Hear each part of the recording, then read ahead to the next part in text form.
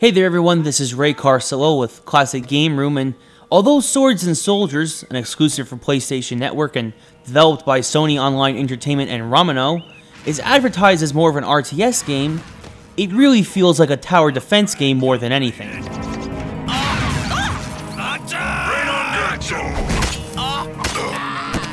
You get to play as the advisor to 3 different factions, with 10 missions for each faction's campaign, and must use your troops to fulfill certain objectives for each mission.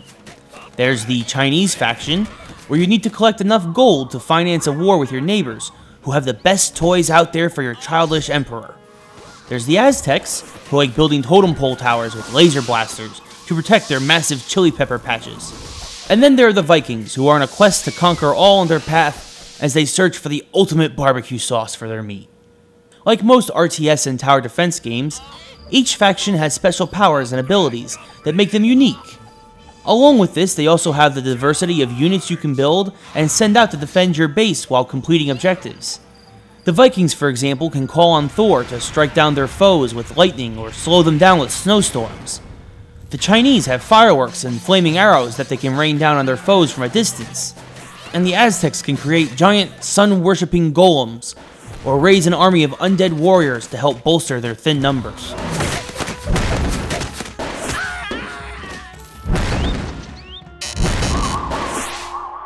The reason why I claim this is more of a tower defense game than an RTS game is that it's set up in a 2.5D side-scrolling fashion, and your troops mindlessly march from one end of the road to the other until they bump into enemies.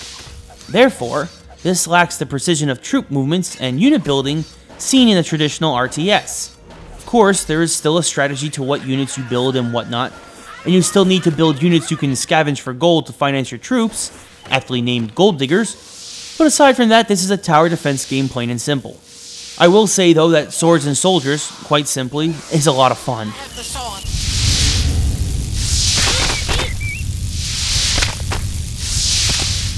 The humor inserted to every aspect of the game is evident for gamers of all ages to enjoy, and the cel-shaded graphics work nicely to help drive home the point that this is something that can be enjoyed by everyone. Along with a great look, the game's sound effects and limited voices work for it. Although all the cutscenes are text-based, having various chants and slogans for each unit was a nice touch, like the ice hammer-wielding Vikings who always yell, "It's hammer time!" in a Scandinavian accent when they enter the battlefield. Add in some generic music that fits the established tone of the game, and the sound is solid, but not spectacular.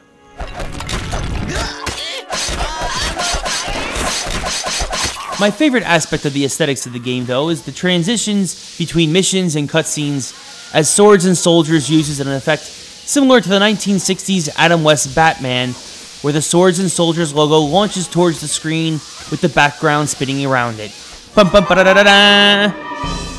Younger gamers might have a bit tougher time with it, but your average gamer will likely be able to get through all 30 campaign-based missions in about 6 hours.